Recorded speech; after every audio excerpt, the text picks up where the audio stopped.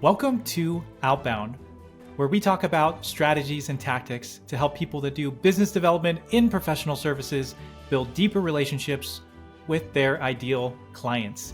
Today's episode is a little bit unique. We're not following our normal format because I have a special guest, Matt Dixon, joining me on the show today. Matt is the co-author of The Challenger Sale and The Jolt Effect, and he is a founding partner at DCM Insights. Matt, welcome to the show. Hey, Joseph, it's great to be here. Thanks for inviting me. So you've done a lot of research through the Challenger Sale and the Jolt Effect on B2B go-to-market, especially on the business development side. But you've done some research recently specifically on business development for professional services. Yeah. So what led you and your team to be focusing on that, on professional services specifically, and how do you feel like that differentiates from the work that you've done in the past? Yeah, great question. So maybe start just with sharing a personal story. When I know you're familiar, Joseph, with Challenger Sale, one of our books that we did years ago in B2B sales. And I remember maybe a couple of years after the book came out, I was asked to present to the partners at a big strategy consulting firm. And I started my presentation. I was about 45 minutes into the 60-minute Challenger presentation I normally do, and up in the front row was the managing partner of this firm who kind of stood up. It was very awkward. Stood up and was like, there were hundreds of people in the room. He's like waving me off, like, please stop talking. And I was like, okay. And I was thinking, well, this guy hired me as paying the bill, so I took it. I said, I was going to take questions later, but please, you've got something on your mind, so go ahead. And he said, you keep talking about salespeople and selling and sales this and sales that. And what you need to understand is that our firm, we don't do sales. We don't talk about it. That's not anything we do. Like, we don't have salespeople. We don't do sales. So I'm not sure how this is relevant. And I was like, geez, I wish you brought this up, before I got on stage. But the book is called The Challenger Sale. I'm not sure what you missed about that. Right. But the only thing I could think to say was like, well, let's stipulate to the fact that there's a mysterious process by which the client's money ends up in your firm's bank account. And can we just call it sales for the remaining 15 minutes? Everyone started laughing, and he said, fair enough, go ahead. And it was that early experience that actually taught me there's something different about this world of professional services. And I actually think, joking aside, and as funny as that story is, when you think about what a partner does in a professional services firm, it is really different from what a salesperson does. So in a B2B organization, you've got lead gen, you've got selling, you've got delivery, you've got account management, you've got customer success. All of these are discrete functions. You kind of pass the opportunity from one department to the next as it goes through the life cycle. But in professional services, that's one person's job. It's the partner, right? The partner's got to find the opportunity. They've got to close the opportunity. They've got to then deliver the work, right? And then they've got to renew and expand that client opportunity over time. So they own all of that stuff. And so I really came to, we call them in the article where the new research is featured, what today's rainmakers do differently. That was in HBR in the November-December issue. We call them doer sellers because they are not just selling the work, they're doing the work. And it is a different world. Now, that's a little bit of a kind of evergreen, like, why is this interesting? So that's always been kind of interesting ever since that story and that experience I had presenting to that strategy consulting firm. I've always thought, I'm not sure our stuff in B2B really applies directly in professional services. So we went and did this research, but I think one of the things we realized as we got into it is there's a why now here that's going on, which is that today's clients in professional services, they're buying very, very differently from the way clients once did. In professional services, I think most partners would agree that the age-old wisdom passed from chairperson to practice leader to managing partner to associate for generations has been, if you do good work for your clients and you build a strong relationship with them, they should just automatically come back to you when they have a new piece of work, when they have a new need, right? You shouldn't have to compete for it. It's all about these relationships and just doing good work and being client-centric and this kind of thing. But what we found in our research is that clients, they may have done that in the past 5 years ago, as recently as 5 years ago, but today our research shows that only about half of clients would say that they would go back to the same service provider if that partner or firm, even if they did a good job, that they would automatically go back. And we asked them to think about how that will change 5 years from now.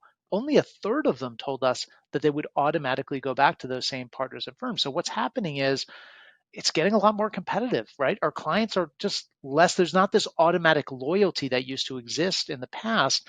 We're going through like, competitive pursuits and procurements involved, and clients are, they're trying to maximize their return on investment, right? They're looking at great dollar value across boutique firms and niche providers, as well as your known branded competitors. They're looking at alternative service providers. They're thinking about alternate fee arrangements, right? This is a way more complicated and complex world than it used to be, where professional services was kind of a black box. People would just put their thumb on the scale for the firm or partner that they're golfing buddies, right? Or their poker friends or what have you. It's just, that's not the world we're in today. So I think a lot of partners have realized and firms have realized that what used to work doesn't really work as effectively today.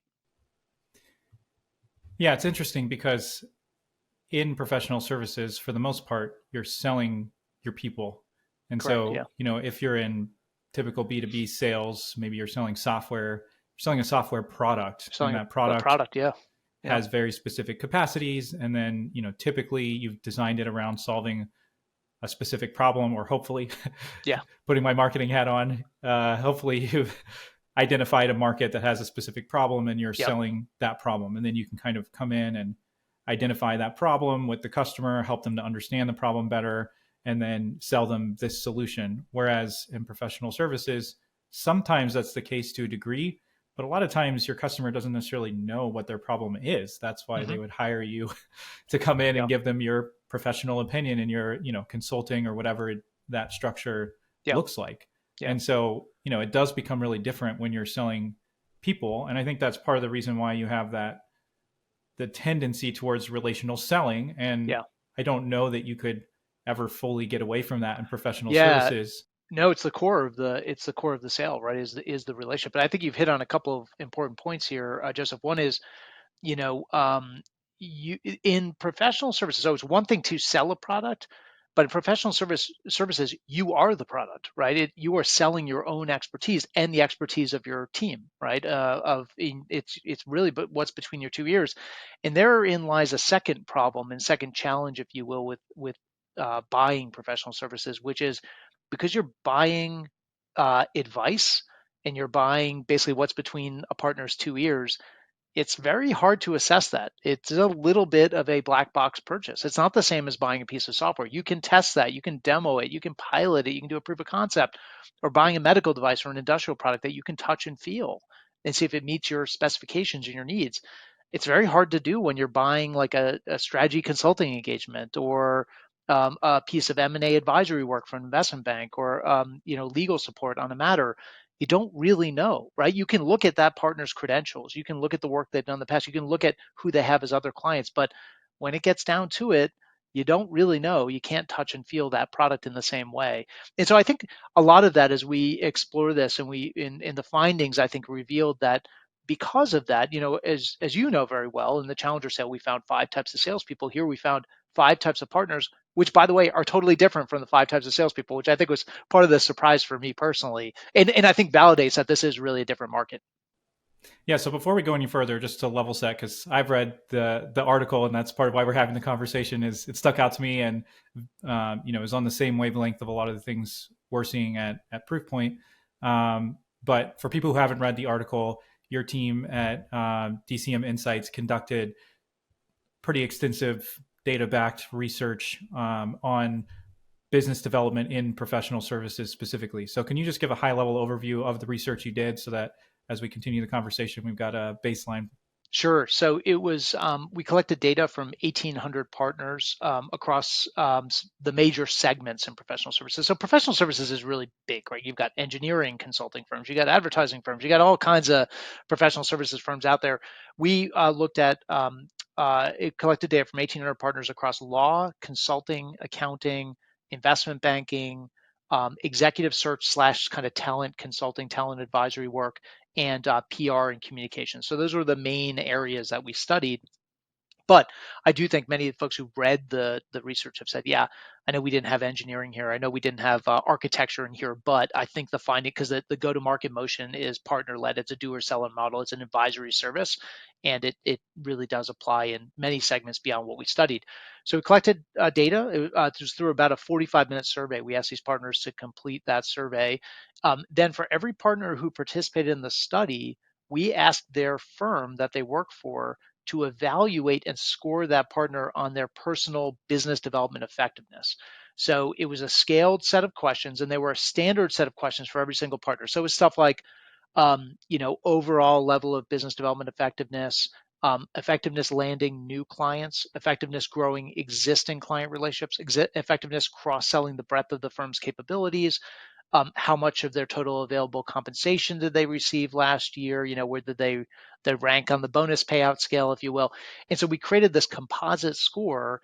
And so every single partner in the study had a unique business development effectiveness score that the leaders of their firms gave them or assigned to them. That gave us sort of the, if you will, we had all the survey responses, 45 minutes of survey-based questions, and then we had the dependent variable or the outcome variable of how good are they at professional services or at BD and professional services, so that we could then figure out what of the things we asked about drove the outcomes we care about, which is business development and growth.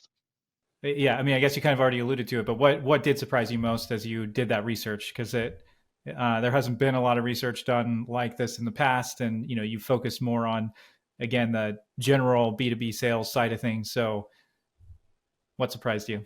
I think it was right. Well, for me personally, there are two things I would say. I don't want to tip my mitt too much, but I think the first thing was that there were five profiles, and there are also five profiles we found in business sales. It wasn't four, it wasn't six, it was five that statistically came out of the model.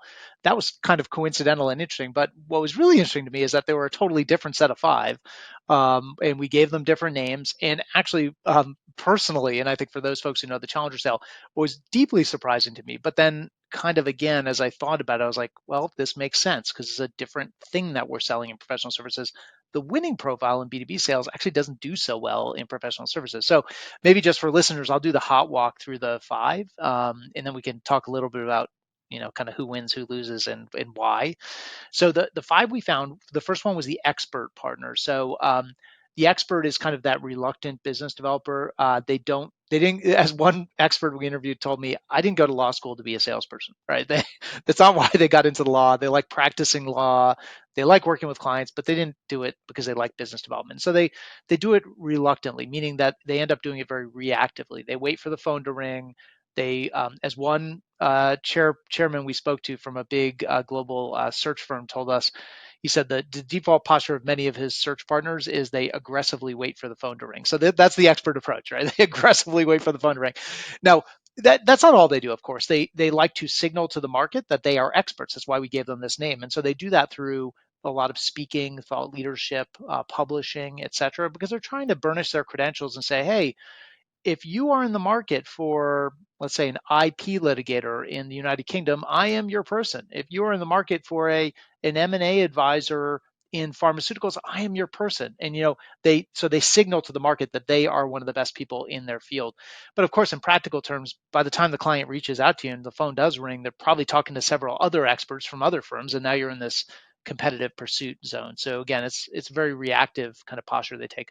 The second one is the confidant. The confidant is best described as an old school trusted advisor, meaning they have a small group of key clients, and they kind of put a bear hug around those clients. They bend over backwards for them. They deliver exceptional client service. They deliver great work product, and their view is, as long as I do great work for my client, and that leads to a great business relationship, and ideally even a great personal relationship with my client, they should keep buying from me, right? I should not have to compete for the next piece of work. They're just going to pick up the phone and call me because I'm their person, right? The other thing that's interesting about confidants is, because they've invested so deeply in this small set of clients, they are very worried about one of their colleagues coming in and screwing it up for them. So they don't share their client relationships with their colleagues. They don't share them with other partners or other practice areas. They don't put any notes in the CRM system. They hoard these relationships onto themselves. Before you go on, yeah, that's a really interesting point. And it's funny, as I've read through the profile, for one, I feel like there's two that I've tended towards. I don't know which one I would end up in more.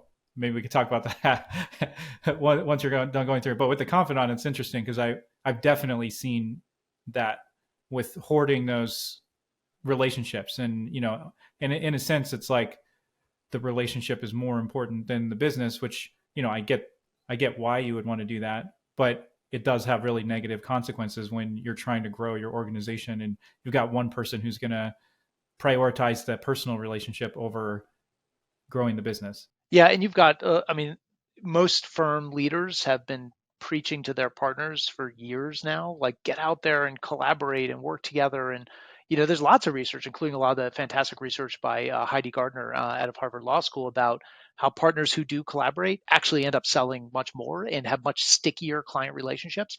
It's very well documented, but firms have really struggled to get their partners to actually do it because there's still that feeling that this is a zero sum game. And like if I invest in this relationship and then Joseph, I walk you in and you represent a different practice area, what if you don't do good work and then I get blamed for it and then I'm I'm hosed, right? So yeah, so you got the Confidant. The third one was the Activator. So the Activator is I describe them as a super connector. So they are all about building a robust professional network from which they can harvest client opportunities. Now, the way they do that, it's interesting, and there's a little bit of challenger in here, to be honest. It's what the way they do it is they bring new ideas to their clients. So, Joseph, you may be like, let's say you're a CFO of a company, and I'm a tax attorney. I see it as my job to alert you to things going on in your space. So, Joseph, I don't know if you caught the latest tax court decision in Minnesota, but I know your firm operates. There's a major area that you guys operate in. This might represent a threat or perhaps an opportunity for your firm. I'd love to hop on a Zoom and talk about it, give you my perspective. Now, I'm not looking to charge you for that time. I'm looking to pay it forward a bit, earn some goodwill, give you a chance to test my skills as an advisor, kick the tires a bit on my skills as an advisor. And then, so that way, when you realize this is a need that you have, then I've got a leg up, even if you do send it through RFP, and even if this is a competition, because I'm the one who took the time to alert you to this. I shared some free advice, I earned some goodwill, and built a little bit of trust. Now, the other thing with the Activator that's interesting is they're the opposite of the Confidant the way they operate internally and collaborate. So Confidants, again, they hoard relationships. Activators do the opposite. They actively bring their colleagues into client relationships, and part of it is just their mindset. They don't see these relationships as zero sum game. They have a surplus view of life, if you will. They believe that when I bring a talented colleague into my client, I know they're going to do great work. And when they do great work, a couple things happen. First of all, I get credit for that because my client says, "Thank you for introducing me to Joseph. He was amazing. Like, I never knew that you guys did this. That was great. We really appreciate that." But the second thing that happens is that I'm establishing more points of connection with that client. And when I do that, it becomes a lot harder for the client to just decide to go with another provider because we're helping them across lots of parts of their business, not just my specific domain area. So they try to shift the loyalty focus from me to we, if that makes sense. Now, the fourth one is the debater. Now, this one was interesting to me because it's probably the most like the challenger. They are sharp-elbowed, opinionated know-it-alls. They come in, they like to reframe the way the client thinks about their own business. Let's say, Joseph, I'm a search consultant and you're running a search for a new head of marketing for your company. And I know I'm competing against all these other search firms. And so I'm going to come in and my goal is to tell you, Joseph, guys are thinking about this job spec completely the wrong way. You need to be looking over here for talent, not over there. Everyone else telling you go left. I'm telling you go right.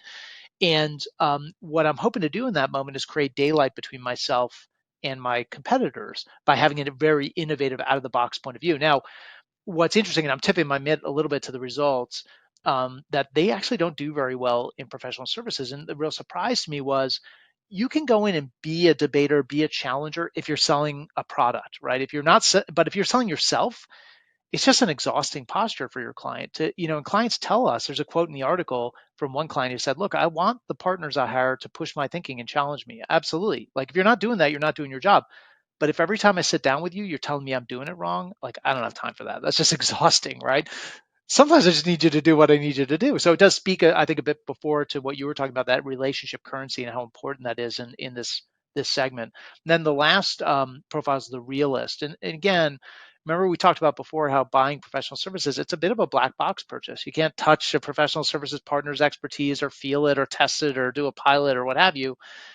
you're taking a leap of faith. And I think that's why we find the realist profile. The realist is the totally transparent, above board, honest truth teller to the client. Now, we want all partners to act that way, but they do it almost to an extreme because what they're thinking is, I know that every single client out there has been burned in the past by a partner who's overpromised and underdelivered, by that lawyer who sent the surprise invoice after the matter was concluded that was way beyond our stated budget. Like, this stuff happens all the time.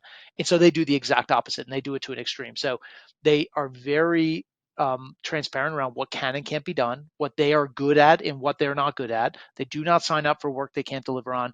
They're very clear with clients about expectations that they can deliver on and ones they think are a little bit outside of what can be accomplished. They're very transparent about the budget it's going to require to get to those outcomes. So, and again, tipping my mid a bit, clients like the honesty, but sometimes they're also like, I could use a little bit more aspirational, like to help paint the art of the possible, not don't just tell me what can't be done. So those are our 5 profiles we found. And I told you, I'd given you a little bit of an indicator about who wins and who loses, but we could talk more about that in a minute. If you're in sales and using LinkedIn and you're not getting the traction you're looking for, you're going to love our Social Selling Accelerator.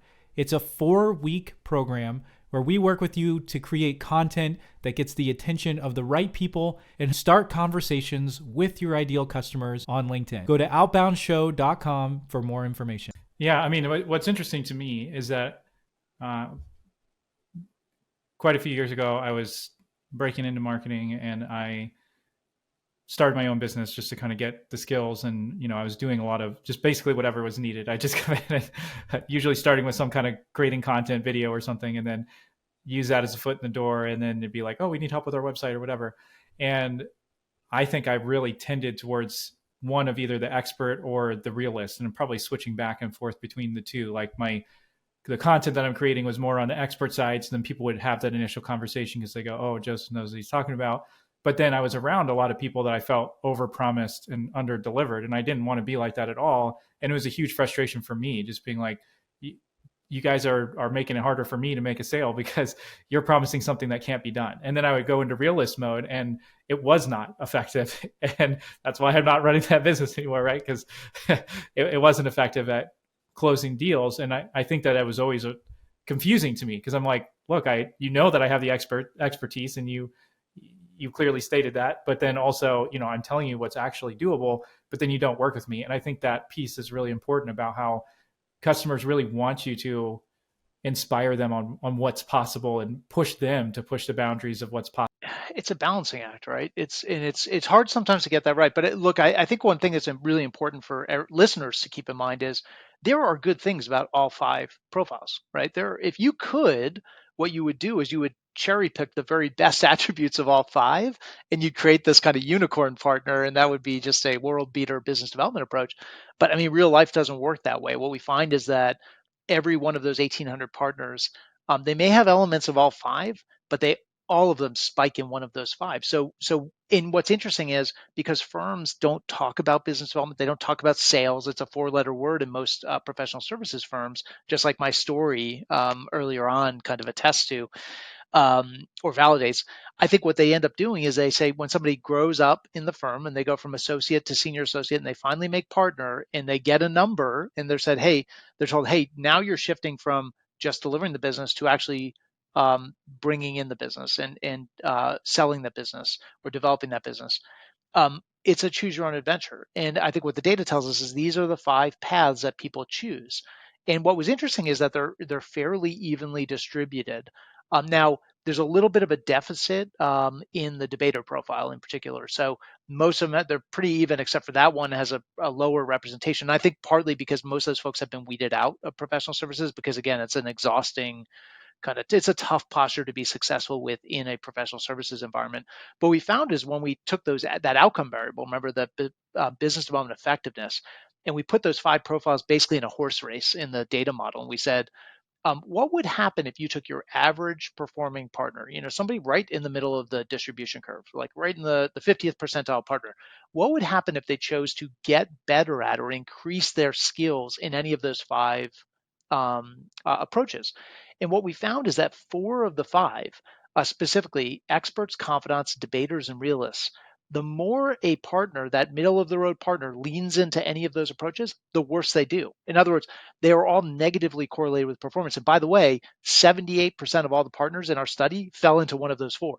So that leaves only one. That was the Activator, was the only one that had a positive statistical relationship with performance.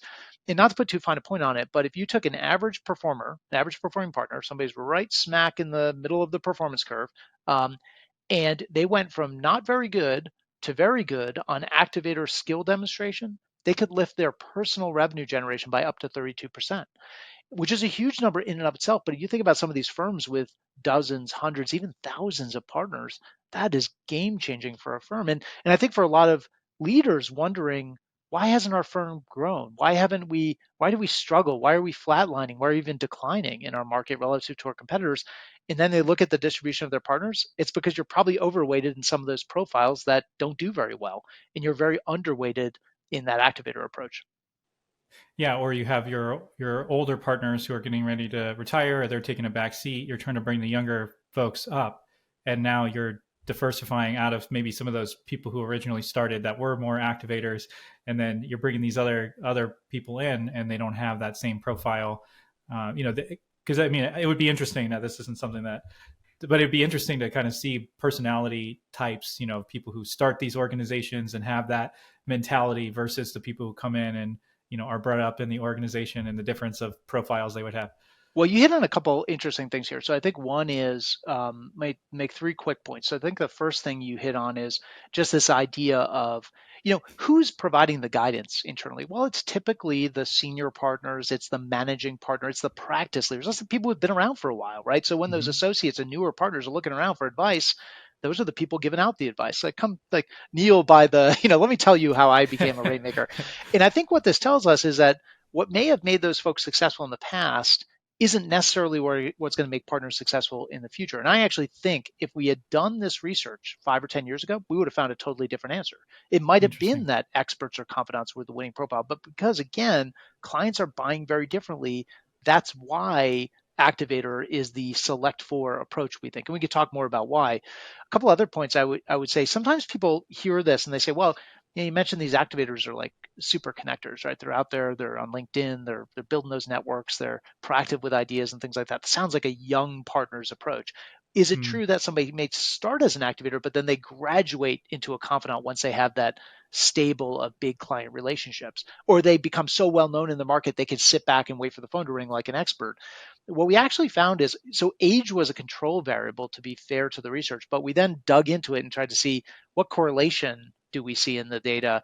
And what we actually found is that there was none. So in other words, you are just as likely to find older, if you will, or more tenured and experienced activators as you are to find younger, less experienced, new in their career confidants and experts. So what that interesting. tells you is that somebody kind of picks a path and then they stick with it. They don't kind of move from one to the other. That's just the adventure or the swim lane they pick. Now, I think the last thing you mentioned, Joseph, is really, really important. Um, why does somebody pick one of those paths? Now, we did not study personality, to be clear. These are not personality types. These are buckets of skills, behaviors, time spent characteristics, how people use tools and technology. So, in other words, the good news here is that anybody can decide that they want to increase their activator skills. We didn't study personality. Personality you can't change, but you can change skills and behaviors and time spent and things like that. However, there is an interesting question about why would somebody pick one path or the other. And I think part of it probably is about their personality. What are they most comfortable with? But I also think a big part of it is the signals that their own firm is sending them, right? So, and those signals are sent in lots of ways, not just how we pay and reward people, but also who are the partners we celebrate. When we bring a lateral hire from a competitor into our firm, and that person's like a hard-nosed confidant who doesn't share any opportunities, and we celebrate the hiring of that person, what signal does that send to your young associates who are growing up and looking around and saying, how do I become a success? Oh, I guess I should do Yeah. what that person does, right? So there's a lot to the signals we send and the culture we build internally that drives our people to pick one of those paths or another. In fact, I'll tell you, when we do an activator diagnostic and when we walk through this, and a lot of firms are surprised that they have so few activators, or maybe for the participants in the research, they look at it and they say, why do we have so many confidants? Why do we have so many experts? And invariably, somebody immediately after that question is asked, and usually it's the most senior person on the call, says, we did this to ourselves. If you Hmm. look at what we celebrate, the way we pay people, it's no surprise that we have so many confidants or that we have so few activators. Yeah, that's really interesting. I keep talking about this for hours, but I love it making the podcast and kind of getting towards the end here more just as practical as possible. So, you know, you've shared that clearly the activator profile is the one that's associated with positive performance, and all four of the other profiles that make up 78% of partners are not associated with positive performance, or maybe even with negative performance, compared to the stronger you are an activator being on the positive performance side. So what are some of the traits of an activator? And I'll just ask you this kind of as a combined question. And then what are some practical steps that somebody can take, to have more of those traits? Yeah. So, and I want to promise anybody that in a 20-minute podcast, you're going to learn how to become an activator. But I will do this. I'll give people a couple, like, try this kind of things. So there were like 25 different variables that factored together to, and if you will, bundled together to describe the activator approach. But generally, there are three broad things that we say activators do differently. The first thing is that they commit to business, the three C's. They commit to business development. That is very, again, partners in professional services, for them, sales or business development is a part-time job. And for the vast majority of partners, it ends up getting crowded out by delivery work, right? And other firm priorities. But activators are different. They carve out, they reserve, and they protect their business development time, even if it's just like 15 or 20 minutes a day. We had talked to activators who said, I do my business development in the morning when I'm walking my dog, but I do it every day, right? For them, it's like going to the gym. If they don't get to it in the morning, they do it in the afternoon. If they don't get to it in the afternoon, they do it in the evening. They never let it slip. That is really, really important because, again, in a world where clients are less loyal to us than they once were, and that longtime client might pull up the tent stakes and go with somebody else, you better have a pipeline of opportunity behind that client. And so that's why commit is really important. The second one is connect. We talk about activators being super connectors. And this one, I think it might sound simple to folks. Oh, this is about being on LinkedIn and having a lot of connections and work in the room at events. And it is partly about that, but it's a lot more nuanced than that. I won't go into all the details, but this has to do with not just how you build your network, but then how you leverage that network and how you deliver value through that network. Just to sum up, what I would tell you is that for activators, their network, their professional network, is the most important asset they own. It is actually even more important to them than their personal pedigree or their personal experience, right? Or their personal area of expertise. It's their network, because the network feeds they're their own marketers. It feeds the top of the funnel, right? It establishes for them opportunities to collaborate with colleagues. And we know when we can shift it from me to we, and I get more points of connection into that client organization, that's a more loyal client and a stickier client relationship, right? It allows me to not just focus on my own expertise, but to leverage my network to become a general contractor for expertise. Hey, Joseph, I'm a lawyer. I'm not a CPA, but good news for you is I have a number of connections in my network who are world-class CPAs specifically in your industry or for the skill set you're looking for. Let me make an introduction to Sandy, who I know is going to be perfect for you. I get the blowback value of that, right? One of the things activators actually say, interestingly, is they pride themselves on the fact that their clients come to them with questions which they have no business answering, that are way beyond their expertise, but they come because these clients know, Joseph, you might not know, but I know you know who does know, right? And you're going to put me in touch with that person, and you're going to help me navigate to an answer. Now, the last C is create. This is all about being proactive, not waiting for the phone to ring, bringing the idea to the client, not waiting for the phone to ring when the client realizes they already have an opportunity. So, how do I get ahead of it and then shape the client's understanding of what they need and put myself in a privileged position so that even if the client makes it a competitive pursuit, issues an RFP, I've got a leg up. Now, the create piece, and this is the piece of tactical guidance I'll give everyone. The create piece has an interesting dimension, is that we like to talk about the three dimensions of value. So there's obviously business value. You want to do good work that, you do what you say you're going to do, and you deliver the outcomes your client cares about. There's trust value. You want to do it with transparency, forthrightness, honesty, credibility, right? You want to be relied upon by your client. But there's also personal value. And this is something that activators really get, which a lot of other partners don't, which is the people I'm working with, these are real people with real problems, real aspirations of their own, and real opportunities they're trying to get after. And so they're always looking for that extra dimension of value they can deliver. So I'll give you a real tactical example for everyone to go and do an activator thing this afternoon or tomorrow after you listen to this podcast. One of the things that you'll notice that activators do is they maintain the cadence of interaction with their networks, because they know if you don't engage with your network, that relationship will decay over time. And so one of the things they look for is job changes. And there's a strategic reason for this. When a client changes jobs, the research shows very clearly that that client, let's say somebody moves from general counsel of one company to general counsel of the next company, they spend 70% of their budget in the first 100 days. So they pick all their vendors and they make all the decisions. So that's a prime window to get yourself in. But they also know that every partner out there sees that when somebody took a big job at another company, they all reach out and say, "Hey, saw you took a new job. Love to check in." Clients hate that because that just comes across as like empty trolling for work. You're just looking for work, right? I know what you're doing. You don't care about me or this new job. What activators do is different. So they might reach out and say, "Hey, Joseph, congratulations. Saw you just landed the GC job at Acme Company. I couldn't help but notice, but it's in a different segment or maybe just a different geography from where you've been operating in.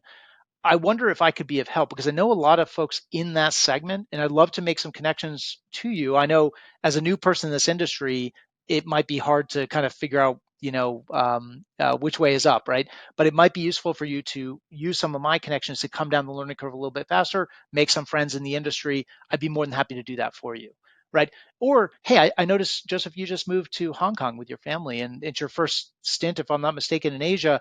We've got a Hong Kong office. I'd love to connect you with our partners there because at the very least, they could tell you where are the great places to go for dinner, what schools you should be looking at for your kids, what to do on the weekends. Always great to have some friends in town when you hit the ground for the first time. So let me be of service to you. So they're always looking to be helpful, and they get a lot of pride out of that. There's a lot of personal satisfaction and there's a well-known psychological phenomenon, right? The helper bias or the helper effect, and that's really just how activators are wired. So look in your network, see who's changed jobs, and do not reach out to them saying, "Hey, I saw you change jobs. Let's connect." Reach out to them and see what personal value you can deliver, and you'll be amazed at the different kind of response you'll get from that client. Yeah, it's actually really interesting because a few episodes ago, um, I had a local sales consultant on. His name's Kevin Lawson, and he's really focused on basically building your relationships with people who influence the deal versus the direct buyer.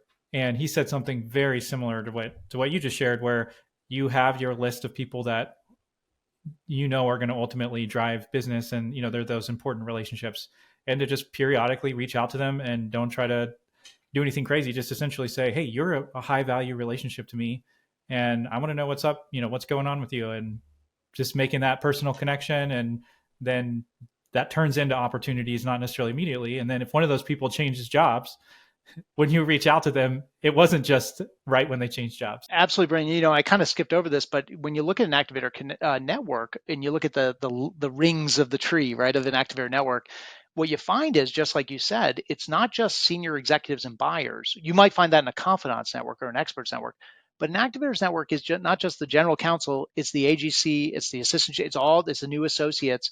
And they make a conscious effort not just to have a top to top connection, but to create a zippered bottom to top relationship with the client. And that means trying to look for those personal value opportunities for those more junior folks for exactly the reason you articulated. You're not the check signer, but I know in today's market, the GC is going to ask you for your opinion. And I also know that that GC might get fired because it happens all the time. And I also know that person might leave, and then you might be in the senior most position, or you might get a GC job somewhere else. And so I'm going to look for opportunities to help you accelerate your career. I'm not going to ignore you because I'm a senior partner of this firm and you're a lowly AGC. I'm going to spend time with you and I'm going to see what I can do to help you and help your career because I know you're going to remember that when the time comes. Yeah, and those people do change jobs. And when they change jobs, typically they're going to move higher up. And even if it's 5 years or 10 years down the road, that's building your pipeline down the road. Well, Matt, thank you so much Thanks, Joseph. for coming on the show. Really appreciate it. And for anybody listening, definitely check out the What Today's Rainmakers Do Differently on HBR. It's an excellent article. Yeah, thanks again. Thank you for having me. It's been great.